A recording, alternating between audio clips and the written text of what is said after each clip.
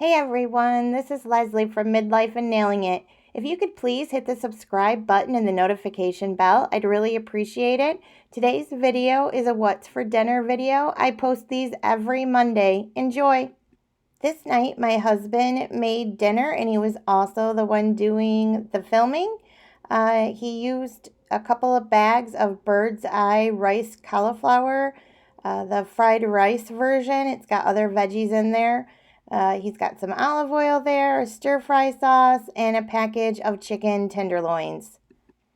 Okay, so it looks like he went ahead and cut up the chicken tenderloin. He's got it cooking back there in some olive oil, and then he's starting to cook up the stir-fry cauliflower rice and vegetables in olive oil as well. So he's just adding some stir-fry sauce to the chicken. And after it cooks up a bit, he's adding it to the cauliflower rice and vegetables. So this is what it looked like when it was pretty much finished after it was stirred together and fried up a bit. I don't have a plate showing this because we all ate at different times. It was a crazy day this night. So this is what my husband made for dinner. On this night, I'm just frying up a couple pounds of hamburger. To my hamburger, I'm going to add some Italian seasoning and garlic powder. I was super tired this night. I usually use fresh ingredients in dishes like this, but I just wasn't feeling it. So yeah, I'm just using some garlic powder here. I'm also getting a pot of water boiling for the pasta that I'm going to use. I'm also preheating my oven at 450 for a package of garlic bread that I'm going to use. In a minute here, I'm going to add this Trader Joe's fall pasta. It's butternut squash pasta to my boiling water. And yes, I waited until the last possible weekend to make that pumpkin pasta. And then I also have some veggie spirals. I have been, the butternut squash here, I've been adding the veggie spirals to my pasta dishes lately, always. And then this is the Kroger garlic bread that I'm going to use. Once my hamburger is completely browned up, I go ahead and drain it. And then I add whatever spiral vegetables I plan on putting into my sauce. I'm adding the Pioneer Woman rustic bolognese pasta sauce to my dish.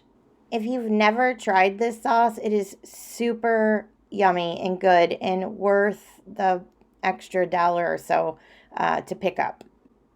So I just get my sauce in there and then I cover it up with a lid so that the spiral noodles become unfrozen quickly and everything incorporates. And you do want to stir this from time to time once the spiral vegetables have completely unfrozen.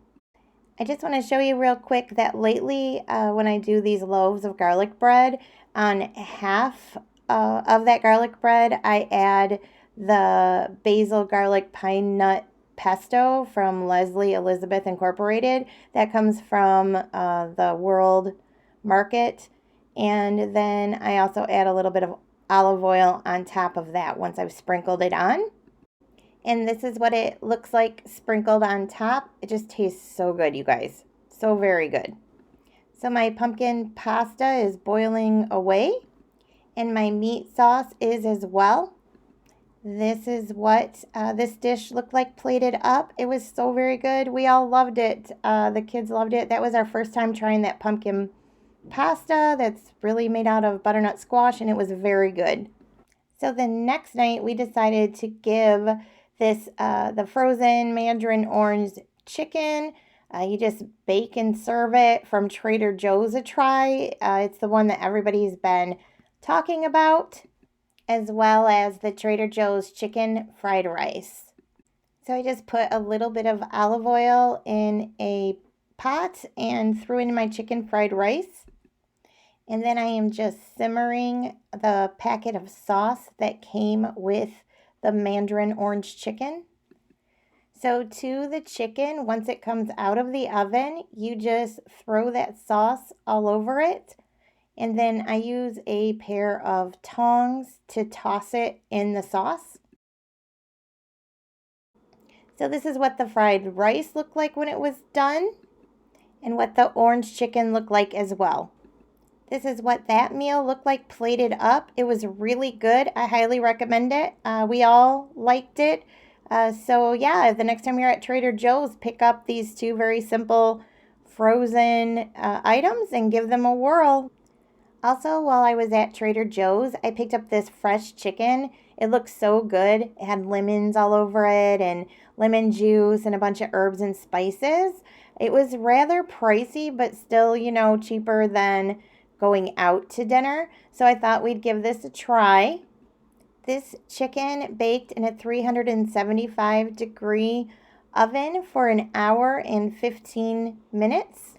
And that was according to the package that the chicken came in. For a side with this meal, I decided to serve corn on the cob. I have a foolproof method. I just put the corn in a big pot, cover it with water. You want to make sure I'm showing you there that there's enough water to cover all the corn, even though the corn does float. You then want to turn your stove on to high, and when that comes to a boil, you want to reduce to a 7 or 8 and cook that for 7 minutes. When the 7 minutes are up, I drain the water off of out of the pot, and then I quickly put about a half stick of butter in the bottom of that pot.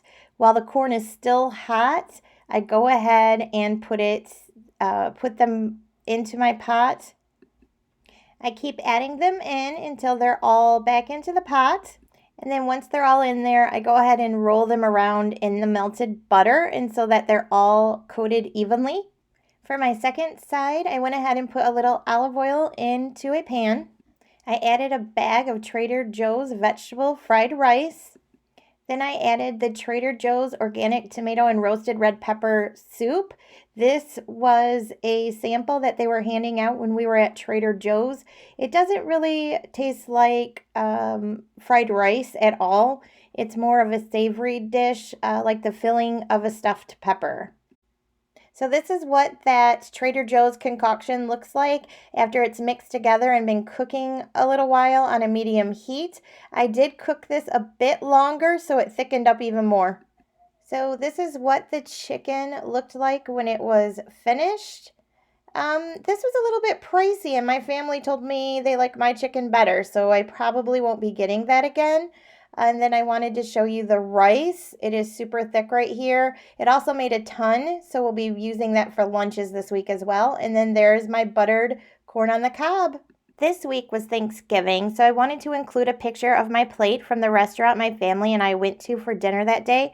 It's called The Laundry, although it's known as the French Laundry locally. As with their food any other day, their Thanksgiving spread did not disappoint.